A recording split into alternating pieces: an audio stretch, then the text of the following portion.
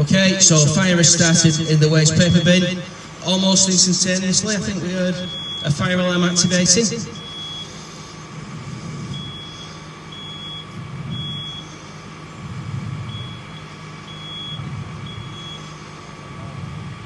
It's all right.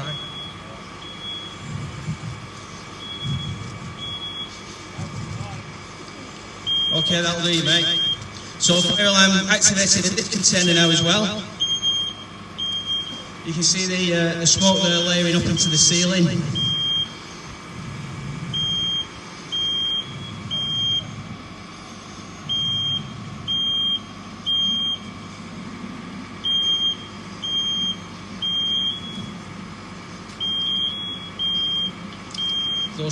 If those flames don't get any higher, someone's getting sacked in the morning.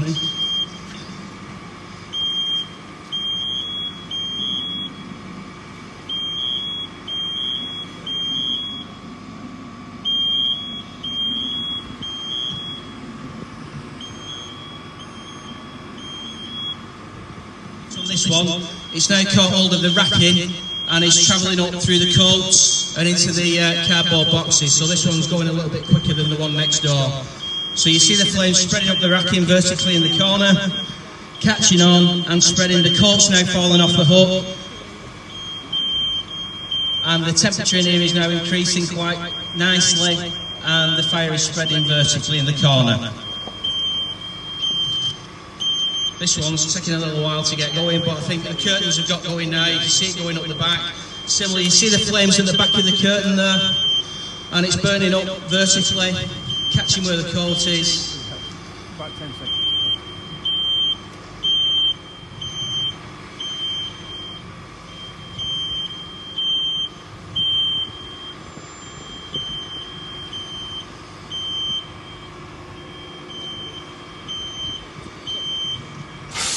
So you can see that the sprinkler system is activated in the first container.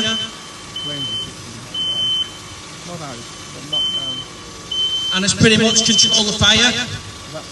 Whereas in here, we are getting quite a movement of flame now.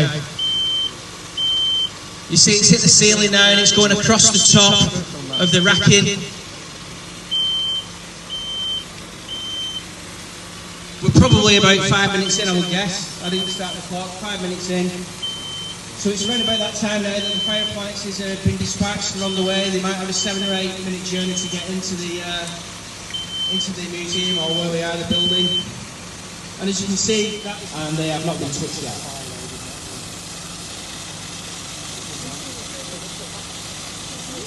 If you're wondering what the plastics are across the top, it was to try and put a downstand in to keep some of the heat in, otherwise the flames would have just rolled out and wouldn't have had the necessary effect.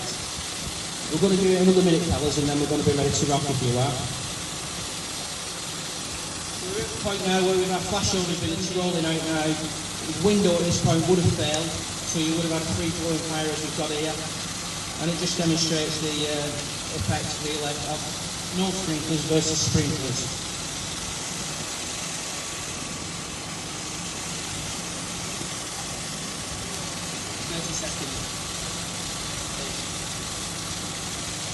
So imagine now if that door was open into a corridor or another part of the museum, you can feel that.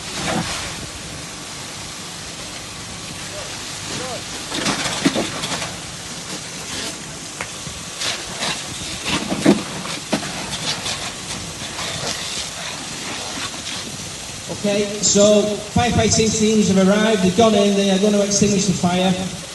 At the same point now, teams will be arriving at this one. Assessment will be made of what's involved, whether or not we can turn the sprinklers off, which we're going to do in a minute.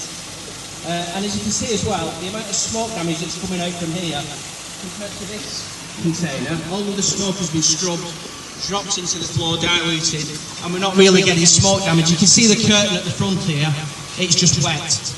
And wet is better than burnt, I would think you'd agree. Yeah. So we're now just going to take a look inside of the container that was set up with the sprinklers system installed. And Mark's going to talk us through the damage. And if you could, first of all, Mark, could you just say how many sprinkler heads have gone off in the room? So within this room we've actually got 2 sprinkler heads, one at each end, and the fire as you can see in the bin back there, was set up at the rear of the room, and only the sprinkler head above it has actually gone off, even though it's quite a small space, and we've got the down stand to keep the heat within. Yeah. So, and we've only had one sprinkler head actually go off. Okay. And from the damage it's caused from this, we can see we had some drapes and some coats and items to get the fire going. It's an old plastic raincoat, it has melted, it started to deteriorate. However, when the sprinkler did actuate, it's put that out, it's put the curtain out, and even the items and the card within the initial bin that was used to start the fire, is actually, some of it is still intact. They've even got intact cardboard from starting the fire. When it comes over to the items of the archive section, of the boxes, if we were to look into specific archive boxes, these are the acid-free type boxes that are used. And when we look inside these, as you can see, inside they're absolutely bone dry. Anything that would have been within this box will be completely protected. Even the box itself is actually quite dry. And even items that are open, so we've got these here to look like perhaps a scroll or some sort of manuscript or something like that. Yes, they're slightly damp. You obviously can't see that, but there is some dampness too. You can see the difference between the dry and the wet there maybe.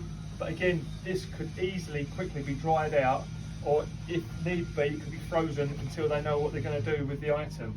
But that could easily be protected. And then moving on to the items that are actually out on show, which in an archive setting probably wouldn't happen. It'd probably be in boxes.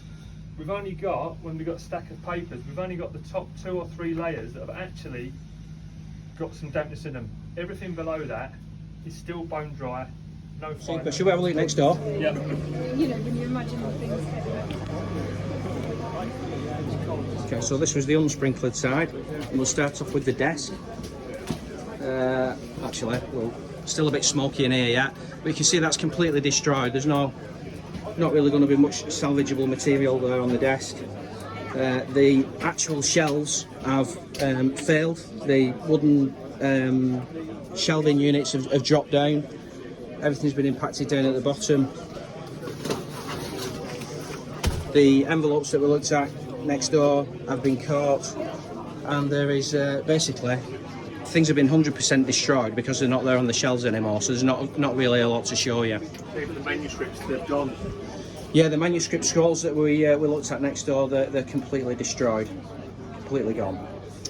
Okay, and just a couple of the things that we brought out from the unsprinkled side here, showing fire damage, and then the bits that we had that were protected are over here. So even in the non-standard cardboard box, the documents are still in there and they're just wet. And then the book that we had in the museum standard box is actually dry. It's not even damp. So really good, effective demonstration. Thank you.